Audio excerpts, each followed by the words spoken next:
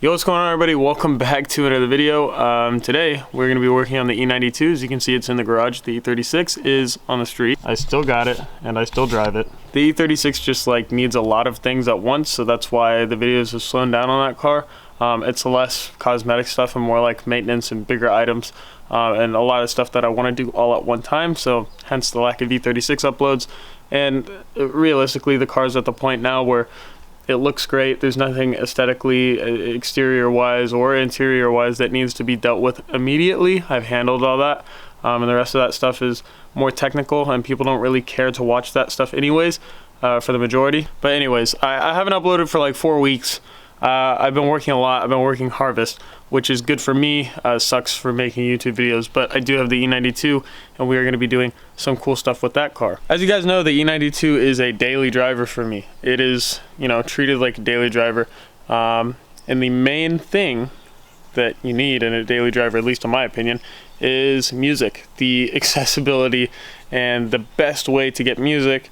And an older car like this, I say older, this is an LCI E92 M3, has the CIC unit, so it's better off than a pre-LCI car, and the LCI, you know, CIC unit is still pretty good. But I want to do Apple Carplay. It's wireless Apple Carplay. I also ordered a backup camera so we can integrate that along with the parking sensors. This car will feel like a brand new vehicle, and I really hope that it is worth the hype, I guess. Oh boy. No, I know, stop beeping at me, I'm not gonna hit it. Fucking car, man. Get the fucking... There we go. Alright, first things first, we got something fun for the engine bay. I'm not really a huge cold air intake guy, but I do have a drop-in filter for this car because it has a K&N in it, and I didn't want to put another K&N in it, and it was super dirty. So we're just going to quickly swap in a 𝙡𝙀𝙠𝙚 air filter. I bought it because it sounded a little bit more German than a K&N. Apparently 𝙡𝙀𝙠𝙚 is, I don't know, good E9X brand. I don't know my E9X stuff yet, but this is, you know, it's an air filter. It's an air filter. Also, I bought this little nipple thing. I wasn't sure if I needed it, but it was optional, and I'm pretty sure the LCI cars are different, so I bought this.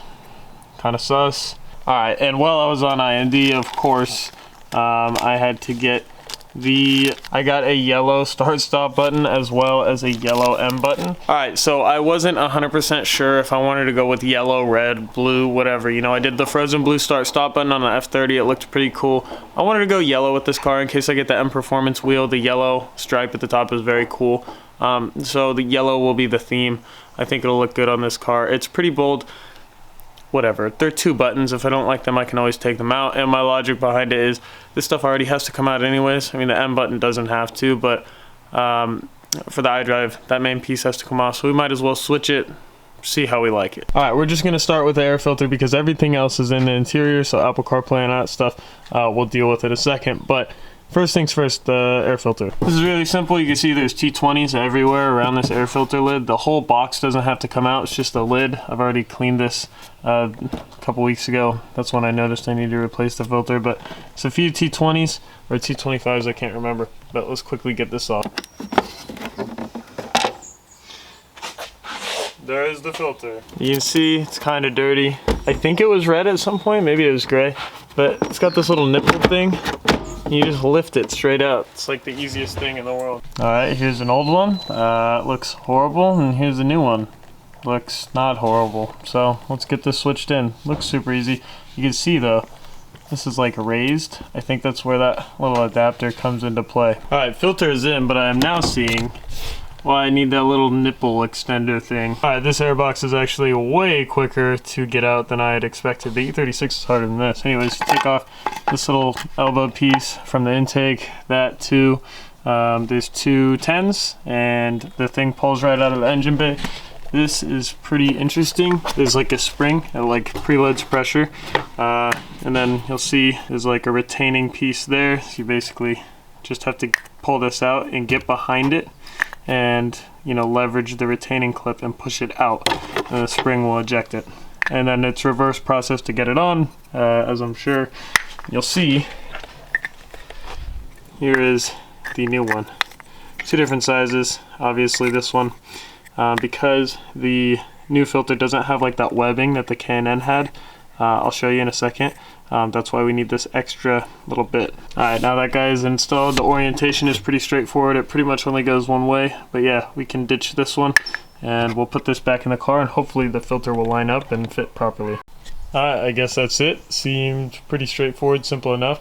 There was no information on that little nipple thing, so that's why I took the airbox out. I don't know, you have to get the airbox out to do that. Luckily it was pretty easy. It seems like it is in there. A little bit of a gap here. I mean, it's not going to obviously cause a vacuum leak or anything because before the mouse airflow scissor, but still. Anyways, I'm going to button this back up and we'll get into the meat and potatoes because this shit's done. Airbox is 100% buttoned up and hopefully we notice a little bit of an induction sound. I'm not sure. I doubt it because it already had the gross K&N and I didn't get any noise from that. Or I just didn't run an OEM, so I didn't have a baseline to compare it to. Alright, now that we are done with that, we can get into the main event here. We're going to do the Apple CarPlay unit. This unit is called an 𝙢𝙠𝙚 something, I don't know. It's Android Auto, Apple CarPlay, wireless CarPlay. Backup camera I ordered separately. You can order just the unit. I believe it's $300 because, yeah, it was $350 with the camera shipped to the door. And it came, I don't know, in about a week, which is pretty good. And I didn't want to spend a ton of money on one of these units. Alright, here is the main harness for the unit. It all plugs into the factory stuff, so no splicing, no cutting. That is what I wanted. I did not want to cut into this E92's harness or anything like that. This is actually the backup camera. I'm scared of this because I haven't found any information on how to set this up. But this is actually integrated into the trunk handle, which makes it pretty cool, pretty seamless, and you could definitely argue that this would be like, you know, if you looked at it from the exterior, would look kind of factory, which is pretty cool. I'm just not stoked about all the cables that come in here because I don't know what they do and I don't know what needs to be plugged in, but we're gonna figure it out. Now in the actual unit itself, you have a aux cable, which is pretty interesting because you need to use this to actually receive audio from the CIC to the unit, which is kind of a bummer because aux is like not the best way to transfer audio. But it should be okay. I don't know, it'll be alright. Alright, this is the actual unit itself. As you can see, it's actually pretty big. It is a touchscreen unit and it goes right into the factory iDrive, which is pretty cool. That's what you're looking for. It's pretty simple on the back. It is just an Android unit, so I don't think it'll be like the fastest thing in the universe, but it should be good enough for what we're doing.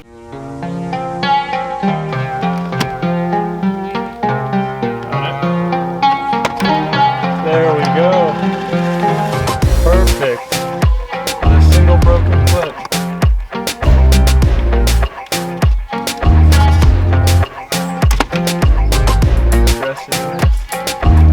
That was way too easy. Alright, so all I've done is taken out the 4 Phillips head screws for this. I've pulled this out and I've disconnected the main harness. It's, again, one of those harnesses kind of like these where you pull the tab back to unlock it and slide it up. It's kind of just like a big one of those. Anyways, I got that. I'm not going to pull this thing all the way out because there's like 4 antennas for this thing. I don't think that I need to disconnect any of that. It literally looks like a bomb went off in here, but basically here's what we did. We plugged in the aux here, right? We plugged in the aux and we routed it just like over the moving blanket into the back of the unit for now, just to make sure that it works. We plug the screen in. It's only 2 cables just to make sure that it works, and it does. What I'm gonna do is try and route the backup camera cable just enough so I can plug all this back in and I can start pulling apart the rest of the car and like button this up. Alright, so our brilliant idea here. What we are gonna do is take the top of a fishing pole, like the upper half, and because we don't have one of those things to get it through the dashboard, basically gonna slap a little bit of tape on there, right? We're gonna snake just the front end, right? I'll show you. There's no way that's gonna work. Alright, so fishing pole method was a great success. We've succeeded. We are taping off the positive that came off of the back of this like backup camera lead, and we're just gonna tape it off because everywhere else that I was referencing did not use this. and I want to put the car back together kind of, so I can start taking the rest of it apart. All right, we're basically professionals at this by now. So this is in your glove box. This is like, or your center console. So what we're gonna do, it's like this little vent. You basically pop the e-brake boot off. You can snake the aux cable. There's like a tiny little opening, just enough for the aux cable. You can route it up kind of by the kick panel and tuck it underneath the like plastic for the center console, in between the carpet there and the plastic, and it's pretty seamless. Take the e-brake boot off, and this is for the aux cable, by the way. You pull the aux cable out, you can see I'm gonna take a drill and just drill one of these little slots out so we can put that back in there, but have enough to feed the aux through. So it looks better than just having nothing there. So that's, and nothing will like end up falling out into there.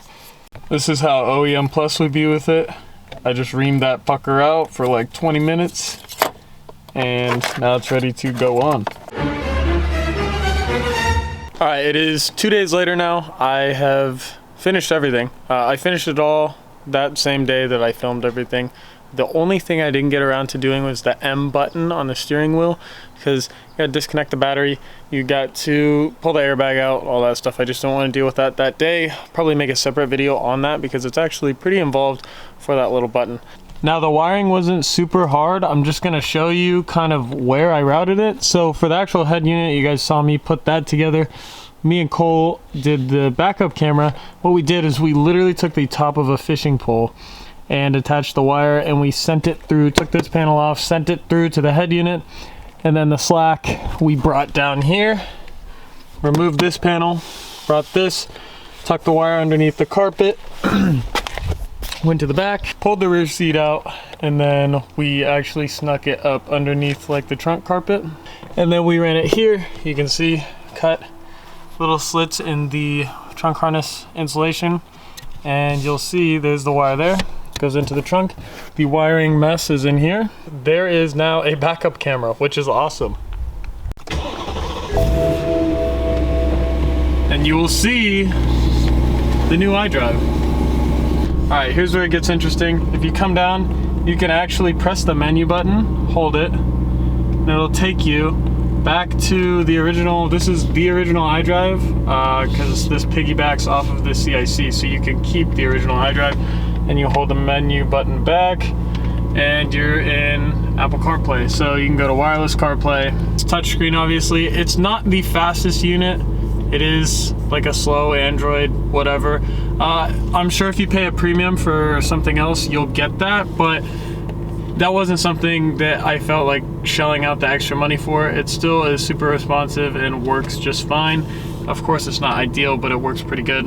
The buttons like the phone, the navigation, all of that are compatible with this iDrive unit, which is pretty cool, as well as skipping the tracks, the volume for tracks, etc. All that it all works the same. Here's the coolest part. So wiring for this, again, I can't really explain it because I watched somebody else's diagram and watched their video, but to my understanding, it's kind of, there's a brown wire and a yellow wire in the trunk. I think the yellow is like the reverse light, so that just sends a signal to the camera to activate and turn on. So that's why there's a positive to the yellow light.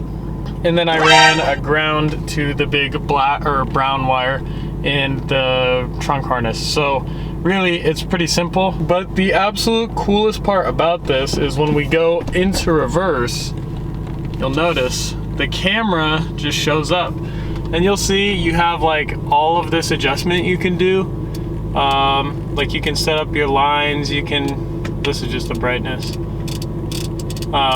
But yeah, you can see all this is adjustable. Now, while it is good, I don't think it is the best option if you're looking for the perfect unit, but for the budget, I do think it's the best for the money. For 300 and, well, actually it's just 300 bucks. If you just want to do the Apple CarPlay unit shipped to your house in the United States, can be 300 bucks. I don't really think you can beat it, especially because you could just switch back to the normal iDrive. I do have a few complaints. One of them being just like the slowness of the response. Sometimes it's not always like that. And the only other issue I have is when the Apple CarPlay wirelessly connects, sometimes it's a little finicky and you have to like reset it. But that's not the end of the world. again, it's the little things that are kind of inconvenient and can get annoying, but honestly, for 300 bucks, I'd much rather have something with a few little flaws than spend 600, 700, 800 bucks on something that was like absolutely perfect. That's just me. And then as for the backup camera is great. I think if you're gonna do this, you might as well just do the backup camera at the same time. The backup camera actually isn't that much more like work-wise. You basically just need to pull a few interior pieces out, pull the trunk carpet out, and you're done, and wire it up. It's super simple. They probably took the same amount each. The head unit, super explanatory. You just plug everything in, and same with the camera. Once you figure out the wiring and you wire it, and you know what you're wiring, it's super fast as well. If I was to do it again, I could probably get it all done in like an hour and a half, honestly. The only other thing I had issue with Apple CarPlay on that Apple CarPlay unit was putting the CIC back in. Me and Cole fought with that for probably, I don't know, an hour or so, and then after about an hour of trying to get it to line up 100%, we just forced it in, and I set the screws in there, and hopefully it doesn't have to come back out, because if it comes out, it's not going back in. But anyways, that's a little interior update for the E92. I think it's a super cool update, super good upgrade if you're looking to, you know, modernize your car, especially with the backup camera, especially if you have dark tint. This car's tint's very, very dark, so parking it or doing anything at night kind of sucks. Even during the day, it's so dark that the back window's useless. Up next for this car would definitely be wheels and tires, because I'm getting tired of the look. I changed the oil in the car. There's a few little maintenance items I want to do, like spark plugs soon, maybe ignition coils, but really I'm not gonna throw stuff at this car until it really needs it. Now as for the E36, don't worry, we got plenty of stuff to do. I actually just picked this up. My buddy had this. I've been looking for this forever. This will complete the headliner. I just need to wrap it in the you know, Technic pattern, and once I do that, I'll throw it in the car. That'll be done. I also have an exhaust I borrowed from my buddy temporarily until I decide to buy something else. But really the E36, I'm waiting on some parts, and I'm doing a lot more research and kind of making sure what I want to do is what I do, and I don't rush into things. Now that this car is kind of where I want it, I'm not in a rush to do anything. And one last thing, you know, the E92, it's got a lot of carbon on it. Unfortunately, you know, it's not a carbon roof car, so it doesn't have that going for it, but it does have basically every other exterior carbon modification. We have the front lip, the side skirt extensions, the spats, the rear deck lid there. We got the interior trim, kind of just a lot of carbon. What better to go waste 120 bucks at BMW for a genuine carbon fiber plate frame. If you see my car, please don't steal this. All right, now with that being said, I think that's going to close out today's video. It wasn't super crazy. I didn't do a whole bunch of stuff here, but we did get some good daily modifications in on the E92 M3, so I'm stoked on that. And we got plenty more content coming for both cars, but I know I've been lacking on the E36, so I got to change that. Pretty soon here, we'll get some more E36 videos. If you like this video, make sure to leave a like, subscribe, all that. But with that being said, I'll see you in the next one. Peace.